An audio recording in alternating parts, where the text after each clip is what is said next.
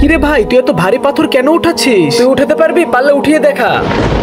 না রে ভাই, আমার দ্বারা এটা সম্ভব না। আরে তুই কি, এলাকায় কেউ এটা উঠাতে পারবে না শুধুমাত্র আমার বন্ধু ছাড়া। হ্যাঁ। আরে ভাই, তুই তোর শক্তি নিয়ে বড়াই করিস না। তোর শক্তি ঠিকই আছে, কিন্তু তোর কোনো বুদ্ধি নেই। বুদ্ধি থাকুক বা না থাকুক, যার কাছে শক্তি আছে সে সবই করতে পারে। হ্যাঁ বাবা, ঠিক বলেছো তুমি।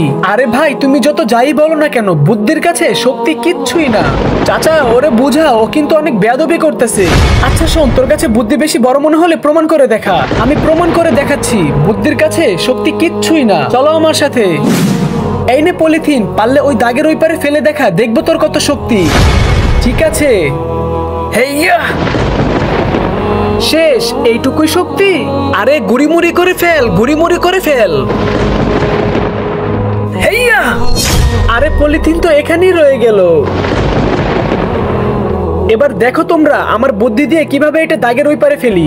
এইবার দেখো আমার বুদ্ধির কত শক্তি রয়েছে। দেখো কত ধীরে ফেলি আমি।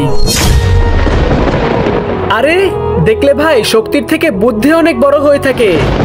এজন্যই ভাই আমাদের শক্তি নিয়ে কখনোই বড়াই করতে নেই।